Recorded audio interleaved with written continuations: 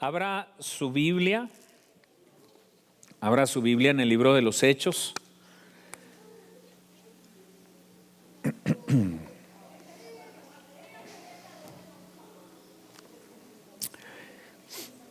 Todas estas lecciones que estamos tomando son un comentario al libro de los Hechos.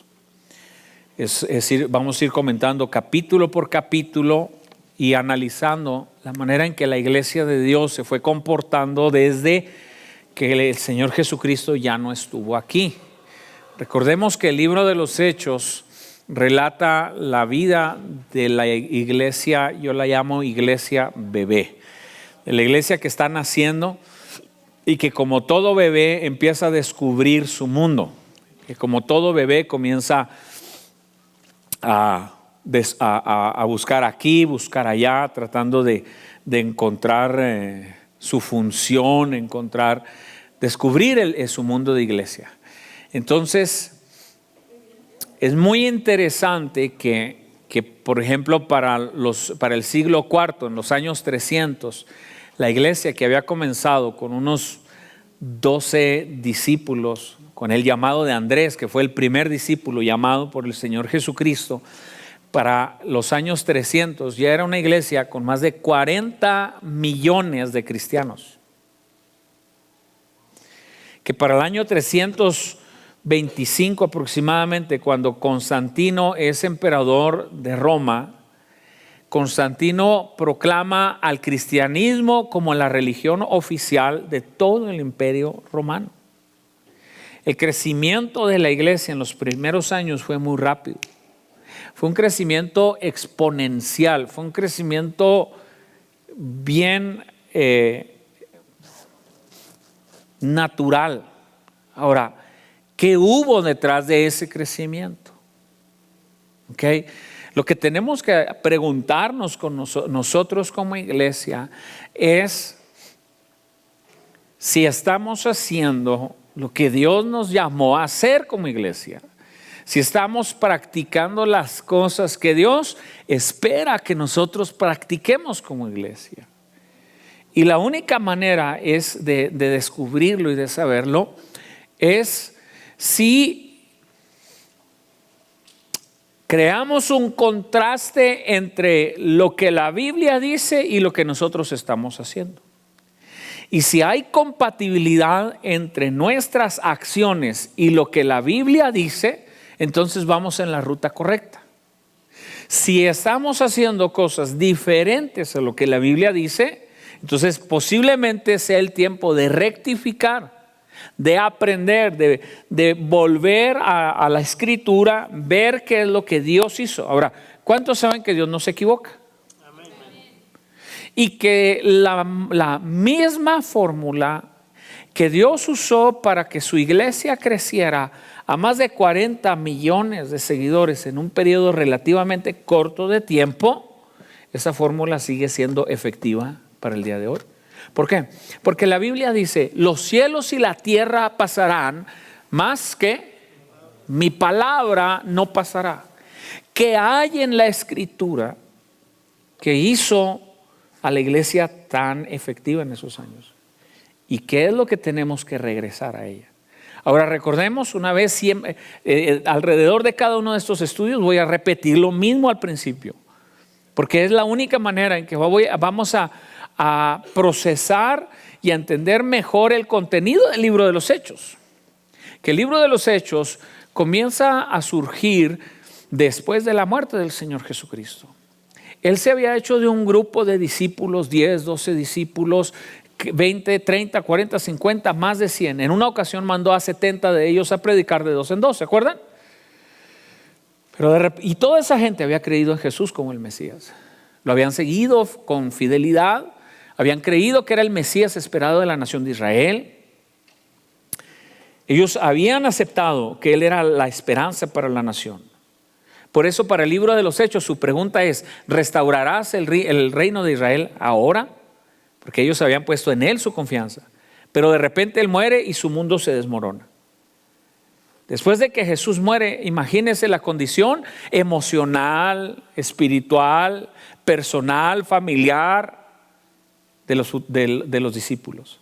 El maestro, aquel en el que ellos habían depositado su corazón, su confianza, su fe, había muerto. Y entonces ellos están en un desierto emocional. Están en un momento donde no saben qué va a pasar. Quizás algunos de ellos dijeron, a lo mejor no era. Pedro estaba tan quebrantado por el asunto que él, dice la Biblia, decidió regresarse a la pesca. Decidió volver a la pesca. Estaba tan confundido por todo aquello que él dijo, esto se acabó. Fue muy bonito mientras duró. Vimos milagros, vimos señales, maravillas, pero se acabó. Algunos de nosotros nos hemos sentido así en algún momento de la vida.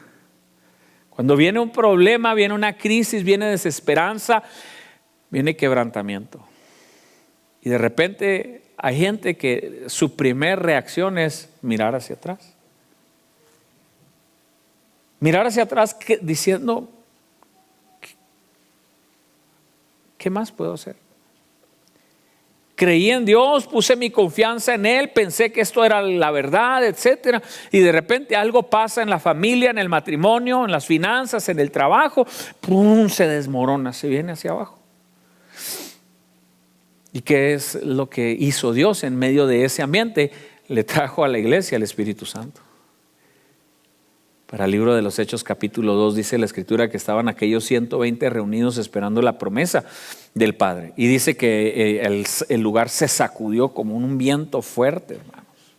Y dice que después de que el lugar se sacudió, vinieron lenguas como de fuego, se pararon sobre ellos y empezaron a hablar en otras lenguas según el Espíritu Santo les daba que hablase. Y anteriormente Jesús les había dicho, esperen la promesa del Padre y recibiréis poder. Entonces el Espíritu Santo es poder. ¿Y es poder para qué? Poder para vivir. Poder para servir. El Espíritu Santo es el poder que mueve a la iglesia. ¿Alguien dice amén? El Espíritu Santo es el poder que mueve tu vida, mi vida. El Espíritu Santo es el que nos levanta, el que te levanta, como dice el salmista, el que saca del pozo tu vida, de modo que te rejuvenezcas como las águilas. Y cuando ya traes las alas quebradas y ya no te calienta el sol ni allá en la playa, el único recurso es el Espíritu Santo. Y Dios se lo trajo, se lo dio a la iglesia, y la iglesia entonces ya con un poder sobrenatural empezó a hacer cosas. ¿Qué empezó a hacer la iglesia? Pues mire, después de que ese público había visto que el Espíritu Santo había venido sobre ese grupo de creyentes, dice la Biblia que pensaron que estaban borrachos. ¿Se acuerdan? Estaban ebrios, y se paró Pedro y les dio un discurso.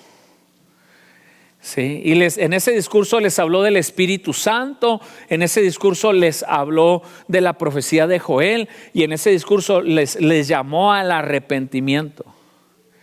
Y después de eso que sigue, quiero seguir los pasos de esa iglesia bebé. Por eso intencionalmente comencé a enseñar sobre el libro de los Hechos, porque quiero seguir los pasos de la iglesia bebé, la iglesia que Jesús fundó y que empezó a hacer cosas tan extraordinarias que en el primer sermón de Pedro 3,000 personas se convirtieron. En el segundo 5,000 personas se convirtieron. Yo quiero seguir esos pasos porque quiero ir descubriendo junto con la iglesia del libro de los Hechos lo que nosotros como iglesia tenemos que ir haciendo. Ahora, ¿cuántos quieren aprender conmigo esa jornada? ¿Ok? ¿Qué hizo la iglesia? Vamos. Después del primer discurso de Pedro, vaya conmigo a Hechos capítulo 3.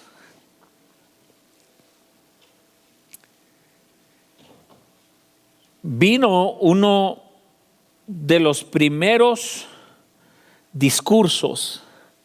uno de los primeros milagros en la iglesia sin Jesucristo presente, físicamente hablando.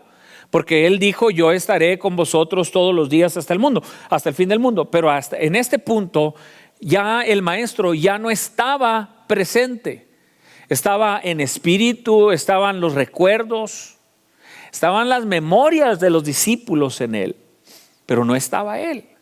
Pero ya habían recibido el poder del Espíritu Santo. Entonces la iglesia comienza a hacer algo que capta la atención de la comunidad. Hace que la gente, ahorita lo vamos a ver, se reúnan alrededor de ellos para saber lo que Dios está haciendo a través de los apóstoles. Ahora, vayan conmigo a Hechos capítulo 3, verso 1 en adelante. Ya hice la introducción, ya presenté el contexto, ahora vamos a ir verso por verso, ¿ok? Dice, después, recuerde que esto es después del primer discurso de Pedro, ¿ok? Y dice, y cierto día Pedro y Juan. Hasta aquí en Libro de los Hechos comienza con Pedro y con Juan. Del capítulo 13 en adelante se cambia la historia y comienza la historia de Pablo. Pero hasta este punto es Pedro y Juan el enfoque principal de los cristianos de la primera iglesia. Dice, y cierto día Pedro y Juan subían al templo a la hora a la hora novena, la hora de la oración. Ahora, recuerde que este es un estudio bíblico. Este no es una predicación, este es un estudio bíblico donde hay que ir aprendiendo ciertas cosas importantes de la Biblia. Por ejemplo, la hora novena, ¿verdad? La hora novena eran las 3 de la tarde. ¿Por qué? Porque el horario judío comenzaba a las 6 de la mañana. Por eso los ayunos comienzan a las 6 de la mañana. Un ayuno comienza a las 6. Entonces, a las 6, 7, 8, 9, 10, 11, 12, 1, 2, 3. La hora novena eran las 3 de la tarde. ¿Sí? Y el pueblo judío tenía la costumbre de orar de 2 a 3 veces al día. Oraban a las 6 de la mañana, a las 3 de la tarde y a las 9 de la noche. Era la costumbre de ellos. Y la iglesia, acuérdese que la iglesia nace dentro del contexto judío. La iglesia al principio estaba ligada directamente al pueblo judío. Muchos de ellos eran judíos. Entonces, lo que es Pedro y Juan están nada más siguiendo la costumbre que siempre tenían, que era ir a orar a las 6 de la mañana. Ahora, ¿qué le parecería si hiciéramos eso aquí en la iglesia?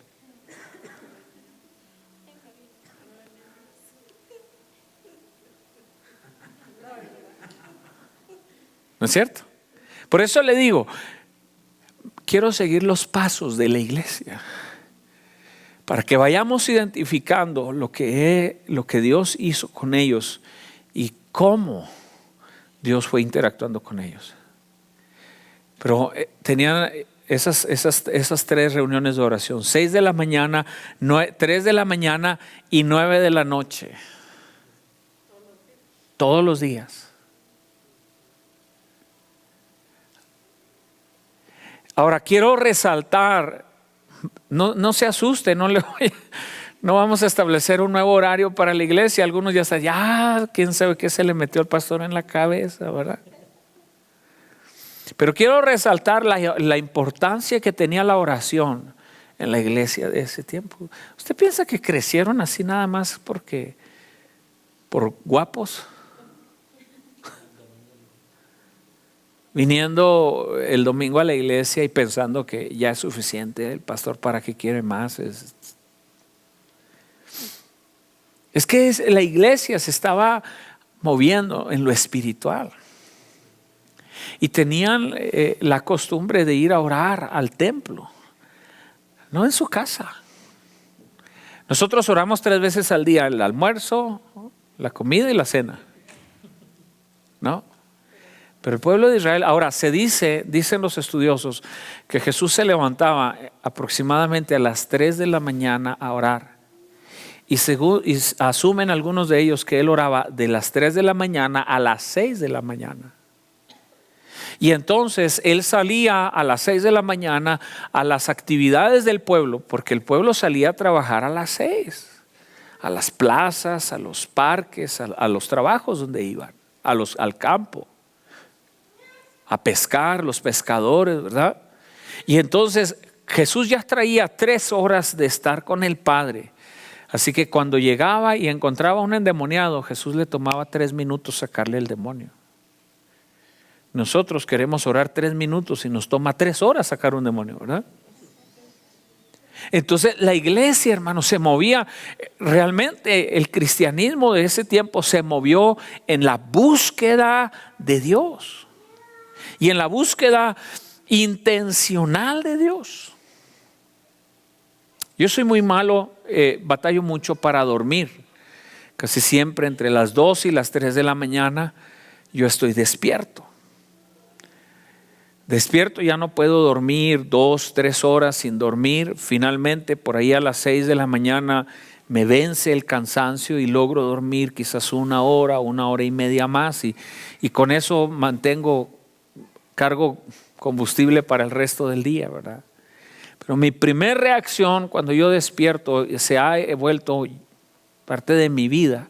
Mi primera reacción es tener un tiempo con Dios ahí, leyendo. Y no hay nada más confortante para el espíritu que comenzar con Dios. No hay nada más importante en la vida de un cristiano que su comunión personal con Dios. Puede venir a la iglesia 7 días de la semana seguidas.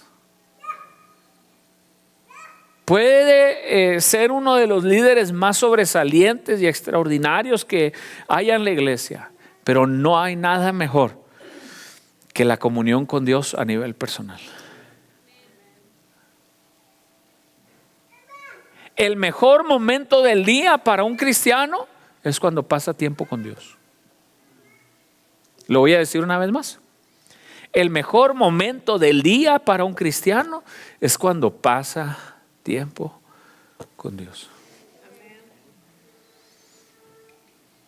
Sigamos los pasos de la iglesia. Y había un hombre cojo desde su nacimiento, al que llevaban y ponían diariamente a la puerta del templo, llamada la Hermosa, para que pidiera limosna a los que entraban al templo. Viendo a Pedro y a Juan que iban a entrar al templo, les pedía limosna. Entonces Pedro, junto con Juan, fijando su vista en él, le dijo: míranos. Y él los miró atentamente, esperando recibir algo de ellos. Pero Pedro dijo: no tengo plata ni oro, mas lo que tengo te doy. En el nombre de Jesucristo el Nazareno, anda. Y haciéndolo de la mano derecha, lo levantó, y al instante sus pies y tobillos cobraron fuerza, y de un salto se puso en pie y andaba.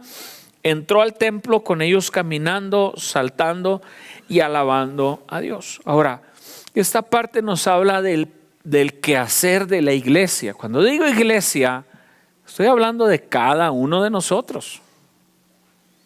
Porque corremos el riesgo de decir iglesia, los demás.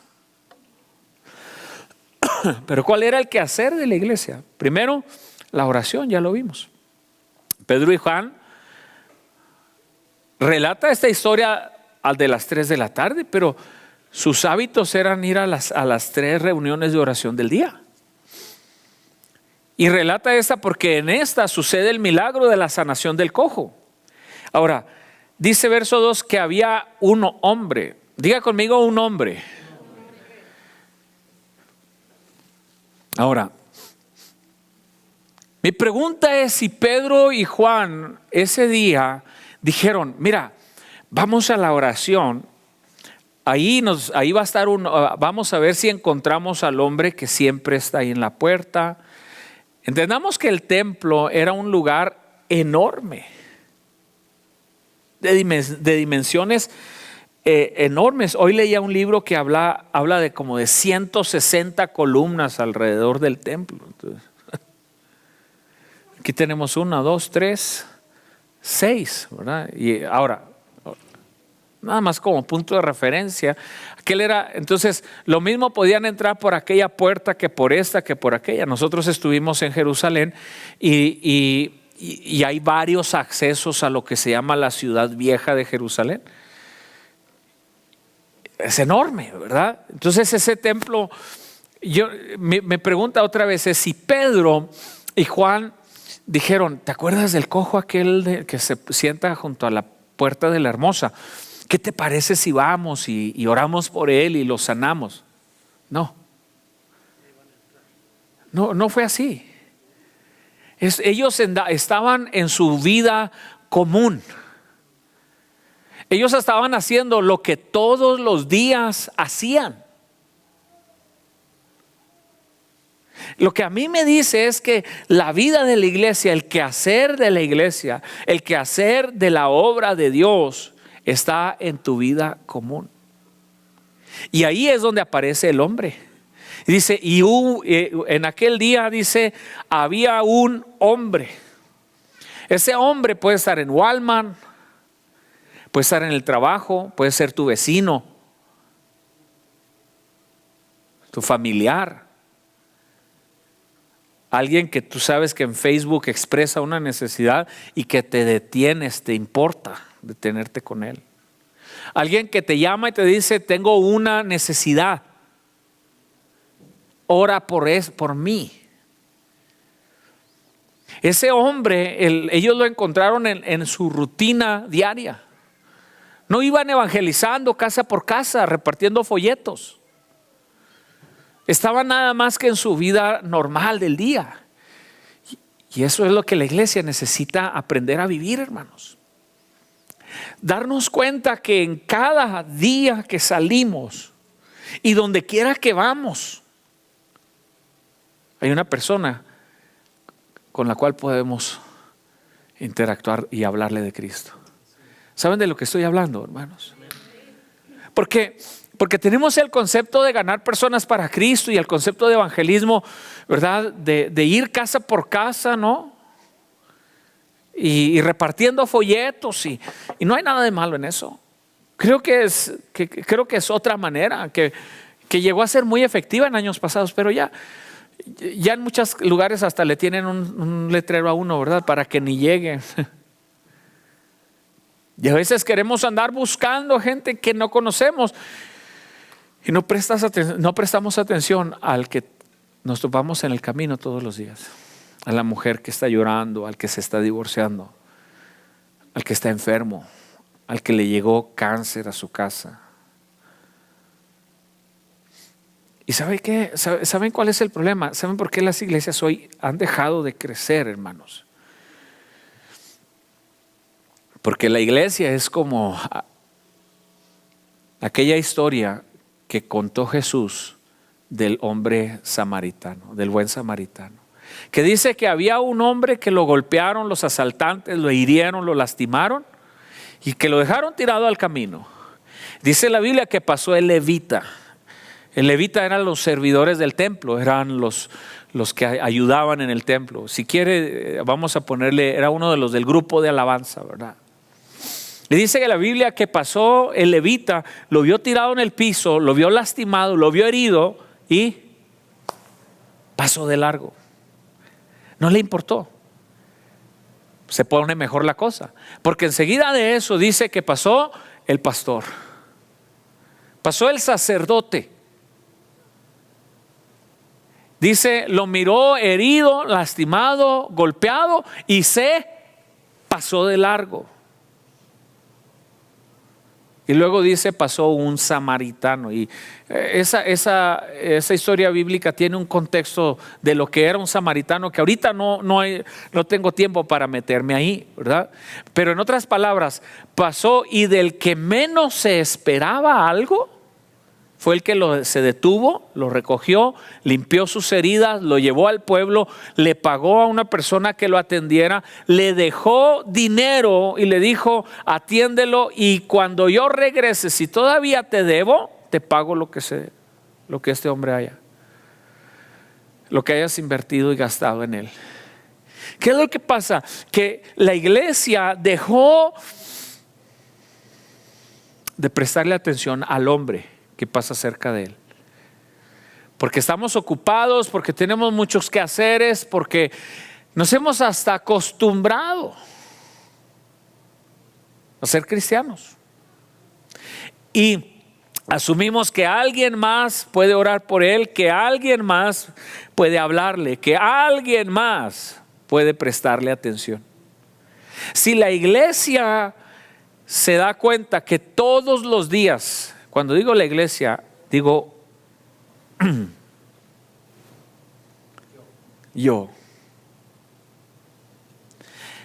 Si tú y yo nos damos cuenta de que todos los días tienes una oportunidad para tocar a alguien y te detienes, entonces la iglesia va a crecer. Es inevitable que la iglesia crezca, porque ellos van a querer conocer al Dios de esa persona. Si yo quiero conocer al Dios de este, porque me ayudó. El día de mañana tú lo invitas a la iglesia, su corazón va a estar sensible al asunto de la iglesia, porque él sabe que te importó en el momento en que más lo necesitaba. ¿Alguien dice amén? Sigamos caminando, sigamos viendo a la iglesia, vamos siguiendo sus pasos, vamos siguiendo las huellas de la iglesia, de su quehacer. Y dice que dice entonces Pedro junto con Juan, fijando su vista en él, le dijo: míranos. Ahora, ¿cuántos han oído la expresión que dice: no me mires a mí, mira a Cristo? ¿Verdad? Y usualmente la usamos cuando alguien nos juzga por un error que cometimos y le decimos: no me mires a mí, mira a Cristo. Ahora, eso suena muy santo, ¿verdad? Suena muy cristiano, ¿verdad? Suena muy espiritual, suena muy, muy bien. Pero es que la gente lo único que mira es a nosotros. Por eso Pedro le dice: mírame a mí, voltea aquí, mírame. ¿Qué dijo Pablo? Dijo: sed imitadores de mí, así como yo soy de Cristo. Tenemos que captar la atención de la gente hacia nosotros. Otra vez, mire, aquí está. Y no me voy a dar por vencido. ¿Por qué? Porque tenemos que sacar a la iglesia a la realidad de allá afuera. Sí, mírame significa: ven, te invito a la casa a tomar un café y voy a orar por ti en la casa. Mírame significa: voy a preparar burritos con frijoles y queso y café y chile curtido, ¿verdad? O galletitas o empanadas. Mírame, ven a mi casa. Un predicador dijo: no invites a la gente a la iglesia, invítalos a tu vida. Invítalos a tu vida. ¿Ah? Isaac Olivares. No los invites a la iglesia, invítalos a tu vida. Que te conozcan en tu hábitat natural. Que conozcan tu casa. Ay, pastor, pero mi casa es bien humilde, es bien sencilla. ¿Y qué? Cuando aquel hombre le dice: míranos. Hoy estamos teniendo un problema a nivel iglesia donde la gente ha cerrado sus casas. Las ha cerrado las puertas de su casa porque es la zona de confort, porque es la zona de paz, pero hermanos, atraerlos a nuestra casa, atraerlos a nuestra vida es una oportunidad para bendecirlos, para orar por ellos, para leer la palabra, para predicarles a Jesucristo. Por eso surgió esta idea de meter de estas tarjetas, poner 3 nombres de 3 personas por las que empieces a orar y luego las empieces a traer a tu casa. Yo no le estoy diciendo tráigalos a la iglesia, espérense. Hay gente que primero hay que llegar a su vida personal, después a la iglesia. Básicamente llegan solos. Por eso dice la Biblia, y el Señor añadía a la iglesia los que habían de ser salvos. Porque los cristianos de ese tiempo estaban haciendo su trabajo en la vida común, en la vida diaria. Sigamos caminando. Y el verso 5, y él los miró atentamente, dice, esperando recibir algo de ellos. ¿Cuántos saben que la gente sabe que el cristiano tiene algo? ¿Están aquí conmigo, hermanos? La gente sabe que cada cristiano tiene algo que dar. Por eso cuando están en medio de un problema, hey,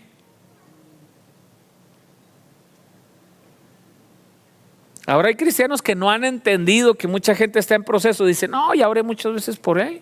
Nomás me busca cuando quiere oración. Pues qué bueno. ¿No es cierto? ¿No es extraordinario?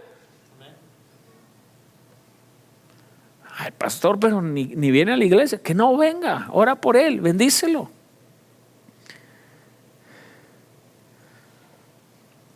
Dice que aquel hombre los miró y estaba esperando recibir algo de Pedro y de Juan. ¿Y cuál fue la respuesta de Pedro y de Juan? Pedro dijo, no tengo plata ni oro, pero lo que tengo te doy.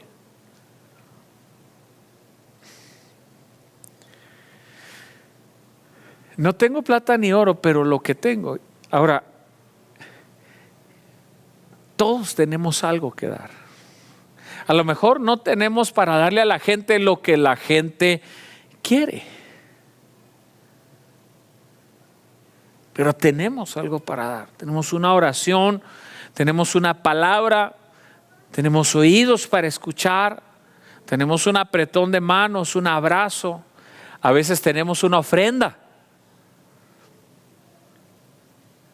a veces tenemos una despensa. A veces podemos ayudarlos en medio de una necesidad específica. Usted no sabe cuánta gente llama a la iglesia pidiendo apoyo. Yo siento dolor en mi alma a tener que decirles a muchos que no. Es difícil tener que decirle, lo siento, mire, no podemos, no tenemos. El otro día me llamó una mujer que su sobrino lo había agarrado de inmigración, le estaban pidiendo como $15,000 de fianza para sacarlo y estaba necesitando $3,000. Dice, no me podrá. ¿De dónde sacábamos $3,000 para ayudarle? Si los tuviéramos, algo haríamos, ¿verdad? ¿Cuánta gente, mire, de verdad, llaman por una razón, por otra? No tienen para pagar la luz, no tienen para pagar el gas, no tienen para comida, no tienen. Yo no quisiera ayudarlos a todos, hermanos. Y al mismo tiempo uno está en la realidad de que no se puede ayudarlos a todos, pero siempre hay una palabra, hay una oración, siempre hay una motivación de, mire, estaré orando por su sobrino, estaré orando por él, estaré orando para que, si no es a través de nosotros, a través de alguien, usted pueda obtener esa fianza. Entonces la iglesia siempre tiene algo que dar. ¿Alguien dice amén? Amén. Sí. Verso 6, pero Pedro dijo, no tengo plata ni oro, mas lo que tengo te doy. En el nombre de Jesucristo el Nazareno, anda, levántate. La iglesia representa a Jesucristo. Por eso Pedro le dice, yo no tengo nada para darte. no tengo oro, no tengo plata, pero represento a Jesucristo. Y en el nombre de aquel que represento, te digo, levántate. Y luego dice, verso 7, y tomándolo de la mano derecha, lo levantó. Y al instante sus pies y tobillos cobraron fuerza. Pero mire, y haciéndolo de la mano derecha, agarrándolo de la mano derecha, aquel paralítico lo agarra y Pedro lo ayuda a levantarse. Lo ayuda a levantarse. No le dice, levántate. A ver, levántate. Ándale, levántate. Pedro es intencional. Pedro lo ayuda a moverse de la fe, en la fe. Esas funciones, hermanos, en la iglesia de hoy son fundamentales. No nada más orar, sino ayudarle a la gente a moverse de su condición. ¿Alguien diga amén, hermanos, a eso? ¿Y cómo ayudas a la gente a moverse de su condición? Extendiendo la mano, enseñándole que se puede levantar de donde está y que puede salir de ahí. El que se está divorciando, enseñarle que ese no es el final del mundo, que podría Dios restaurar su matrimonio. Sí, algunos matrimonios, hermanos, ya no se van a restaurar. Algunos matrimonios, aunque querramos restaurarlos, no se van a restaurar. ¿Y qué vamos a hacer con el divorciado?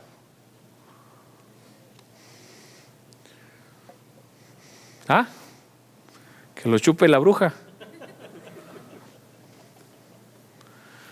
¿Qué vamos a hacer con el divorciado? Tenemos que extenderle la mano y decirle, mira, puedes salir adelante a pesar de esta situación. ¿Qué se hace con una mujer que la abandona a su marido por otro? O por otra, mejor dicho. Bueno, a veces por otro también. Ya como están las cosas uno nunca sabe, ¿no? ¿Sí? ¿Qué le decimos a esa mujer? Un día un hombre pasando por una etapa de divorcio me dijo, no, dijo, pues la voy a dejar a ver qué hace. Le dije, yo te voy a decir qué va a hacer. Va a salir adelante sin ti. No te creas tanto, así se lo dije claramente. Yo te voy a decir qué va a hacer tu esposa sin ti. Va a salir adelante, va a sacar sus hijos adelante sin ti. ¿No crees que aquí se le acabó el mundo a ella? No te creas tan indispensable, tan fundamental, ¿no? Va a sufrir, va a llorar, los niños van a pagar una consecuencia, pero te aseguro, te prometo que esa mujer va a salir adelante, le dije. De una manera o de otra, esa mujer va a salir adelante. Entonces, el asunto, entendamos esto, que hay gente que piensa que en medio de un problema su mundo se acabó, que están derrotados.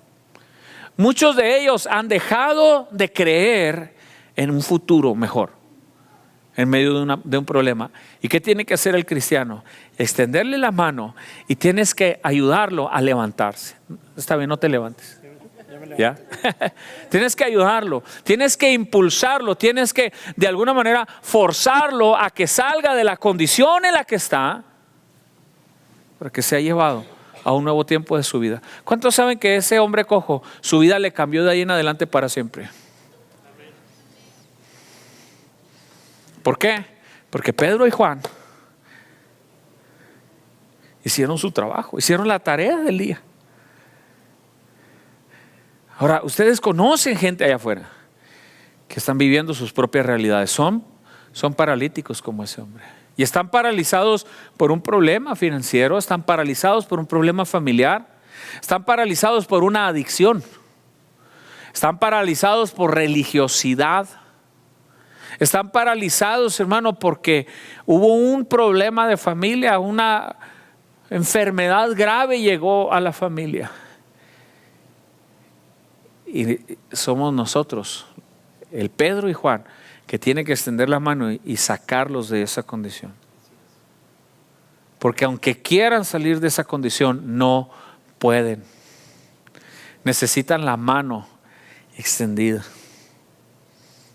Dice, pero Pedro, y haciéndolo, dice, agarrándolo de la mano derecha. Fíjese qué específica es la palabra. ¿De qué mano lo agarró?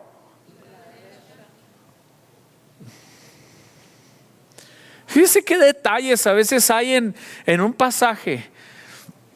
Salvo que la persona sea zurda, la mano derecha es la mano de la fuerza.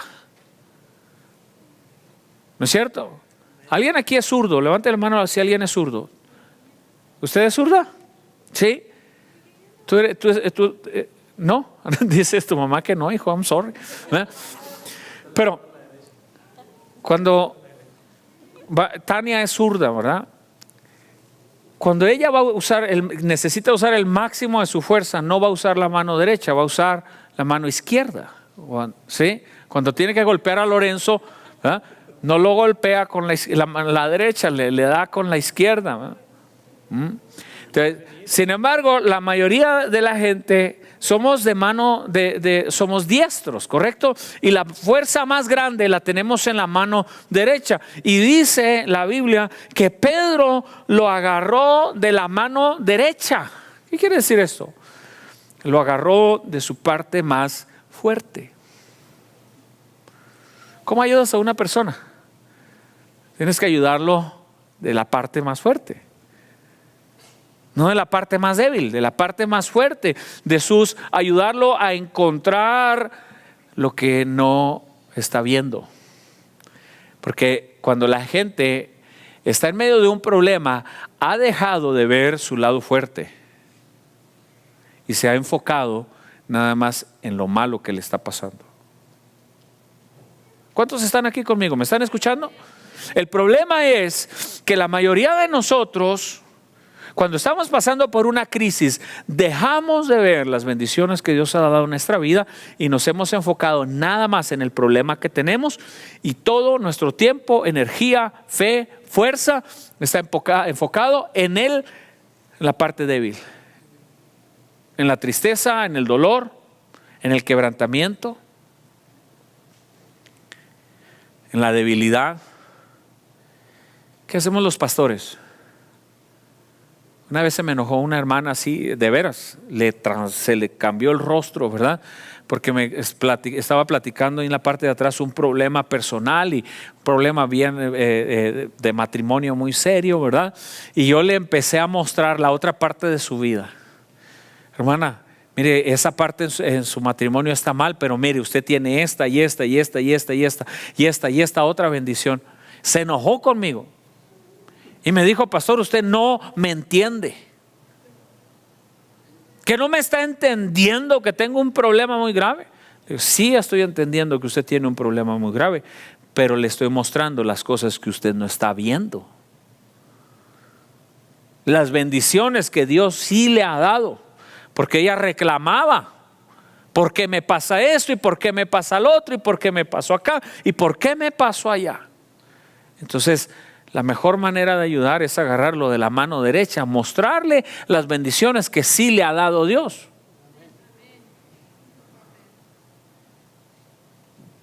No es que estoy siendo insensible a su problema, a su necesidad, a su situación personal, pero le estoy ayudando a mirar lo que no puede mirar porque se enfocó en su crisis. Y eso nos pasa a todos. Dejamos de ver. Por eso el salmista escribió y dijo: bendice alma mía a Jehová y no olvides. ¿Qué? Ninguno de sus beneficios. ¿Cuáles son los beneficios? Él es el que sana todas tus dolencias, que perdona todos tus pecados, que saca del hoyo tu vida, que te da fuerzas de modo que te rejuvenezcas como el águila.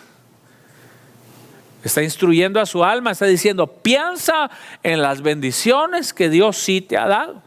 porque tendemos a pensar nada más en lo negativo. Entonces Pedro lo agarra de la mano derecha, su parte fuerte.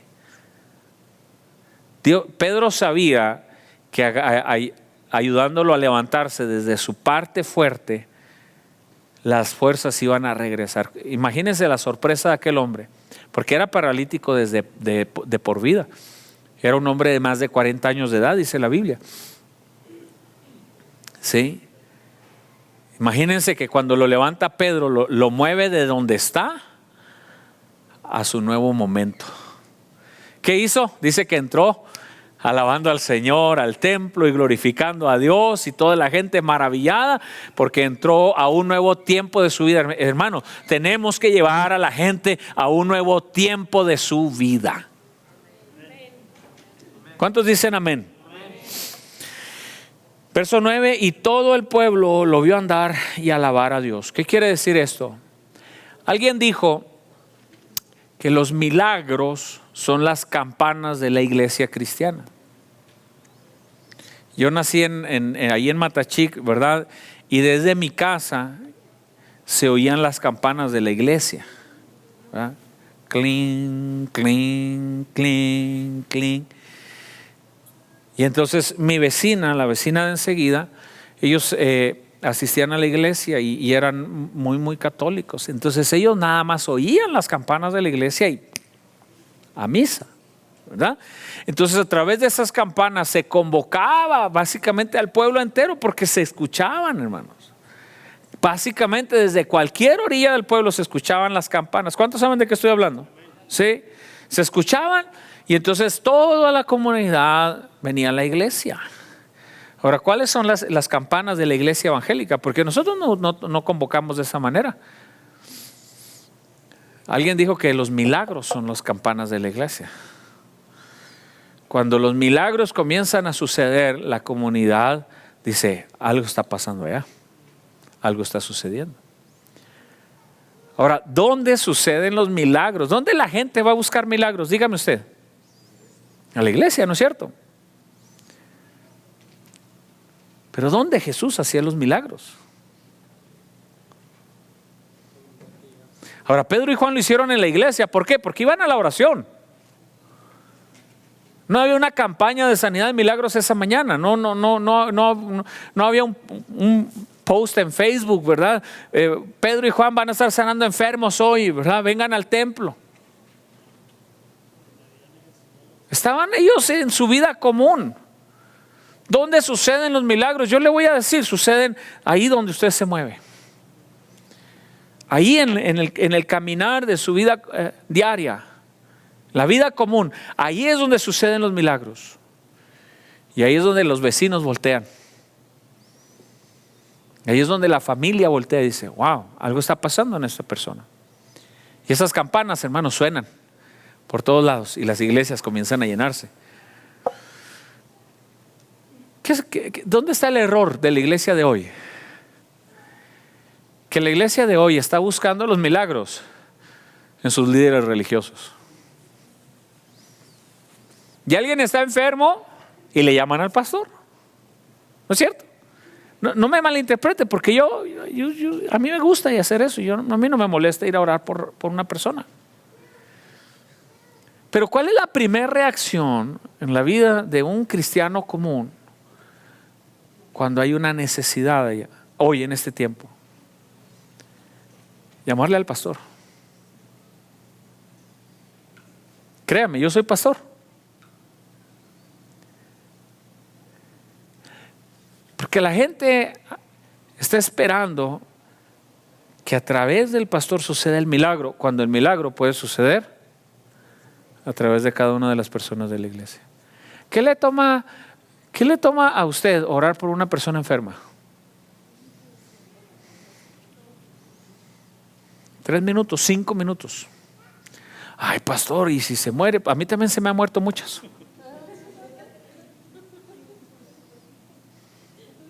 Y si no se sana, ¿usted piensa que todas las personas por las que yo oro sanan?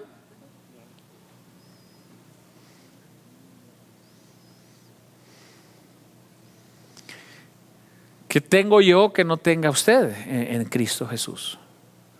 para orar por un enfermo, para ministrarle a una persona que está en medio de una necesidad. Ahora, otra vez, no piense que no quiero hacer mi trabajo, pero es que es la iglesia la que está allá en el campo y los milagros están en cada uno de ustedes esperando. El primer milagro que Dios haga a través de una oración que usted haga, ya no lo para nadie. Va a querer otro y va a ir por el otro y va por el otro. Pero no va a suceder ningún milagro si no ora por un enfermo. No va a suceder ningún milagro si no va a haber, nadie, usted no va a ganar a nadie para Cristo si no le habla, si no lo intenta, si no se dedica, si no se esfuerza. Ahí están los milagros. Están esperando a suceder en la misma medida que la iglesia se mueva allá afuera, en la vida común, en los milagros que Dios puede hacer. ¿Cuántos saben que Dios puede sanar a cualquier persona a través de cualquier cristiano? Raúl, ¿cómo cuántas personas has ganado para Cristo? Todos juntos, así un número. Unas 20 personas. ¿Cuántos años tienes de cristiano? 6 años de cristiano. 20 personas ganadas para Cristo. Me llama. Pastor, me gané uno para Cristo. Gloria a Dios, échele ganas. Allá está en Habs el hermano, ¿no? Ya no vive aquí con nosotros, ¿verdad? 6 años, 20 personas para Cristo. 20 milagros.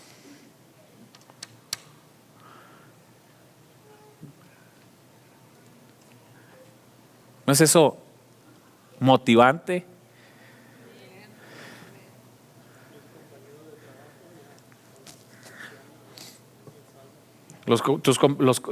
El crew con el que andas, 3 de ellos ya son cristianos.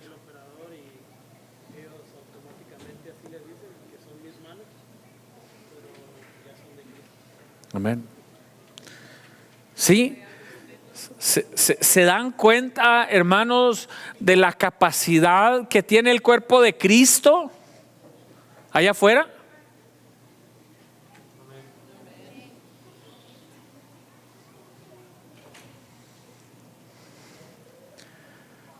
Ahora, ¿cuántas personas conozco yo, por ejemplo? Las de la iglesia, pues un montón, ¿verdad? Pero ¿cuántas conozco yo allá afuera? En comparación a las que usted conoce. Porque Miguel conoce 10 personas cercanas a él con necesidad y luego 10 de acá y 10 de allá y 10 de allá que yo no conozco. Y que aunque yo quiera llegar a las 10 personas que él conoce, no puedo. Porque no los conozco. Pero que Dios quiere usarlo a él. Que Dios quiere usar a cada uno de nosotros, hermano. ¿Qué le parece si en 6 años de aquí en adelante le pregunto a usted cuántas personas ha ganado para Cristo y bájale el número a 10? Que no sean 20. Así es como suceden los milagros y así es como crece la iglesia. ¿Cómo estamos acostumbrados a hacer crecer nuestra iglesia? Con un concierto de una persona muy famosa y lo único que hacemos es vaciarle la iglesia a otro pastor, ¿verdad? Que batalló para ganarlos y batalló para discipularlos y le vaciamos. El pobre ese domingo no tiene nada. Se le vació la mitad de la congregación. Pero no es eso lo que Dios quiere. Amén. Póngase sobre sus pies. No alcancé a terminar todo el estudio que traía planeado, pero lo termino la próxima semana. Pero qué interesante es ir siguiendo las pisadas de esa iglesia bebé. Amén. Ahora, yo realmente le pido a Dios y espero en Dios que esta palabra produzca fruto en la vida de nosotros. La próxima vez que usted sepa que una persona está en necesidad, ármese de valor visítelo, llámelo, vaya, ore por él. La próxima vez que usted sepa que alguien está quebrantado, no seamos como el levita que nomás pasó de largo, ¿verdad? Pasó. El sacerdote pasó de largo. Sino que nos detengamos como Pedro y Juan. Nos detengamos a mostrar misericordia. Ahora, usted dirá, pastor, pero es que yo no sé. Pues, Pedro se los dijo bien claro, no tengo oro, no tengo plata, pero lo que tengo. Amén. Oramos. Gracias, Padre, te damos en esta tarde.